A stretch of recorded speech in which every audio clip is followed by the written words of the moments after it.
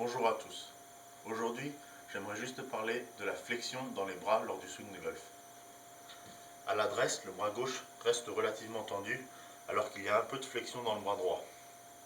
Lors du backswing, le bras gauche reste relativement tendu alors que le bras droit est progressivement en train de se fléchir. Si on regarde de cet angle-ci, on peut voir qu'il y a un angle d'environ 90 degrés qui s'est formé au niveau du coude droit. Lors de la descente, le bras gauche reste relativement tendu et le bras droit est en train de se tendre. Mais il se tend progressivement tout au long de la descente. Au moment de l'impact, le gauche est tendu, il y a encore un peu de flexion au niveau du bras droit.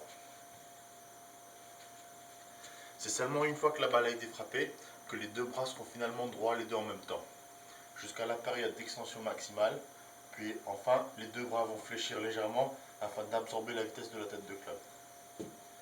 Ceci est important parce que de nombreux joueurs, arrivés au haut du backswing, commencent à tendre le bras droit trop tôt.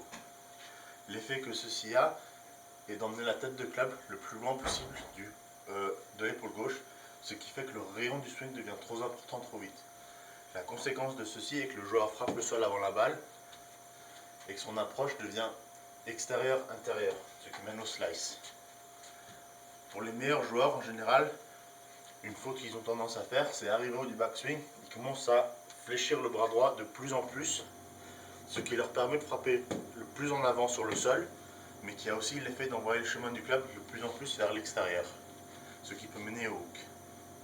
Donc, il faut savoir que du haut du backswing, le bras droit est progressivement en train de se tendre, jusqu'à la période, juste après la balle où les deux bras sont droits.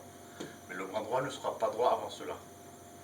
Pour comprendre le phénomène, si on imagine un coup de poing, lorsque le bras est fléchi et se retend, lors de la période où le bras se retend, la main est en train de s'éloigner de mon épaule. Ceci est l'approche intérieure-extérieure. À partir du moment où le bras est déjà droit, le bras ne peut que aller vers l'intérieur.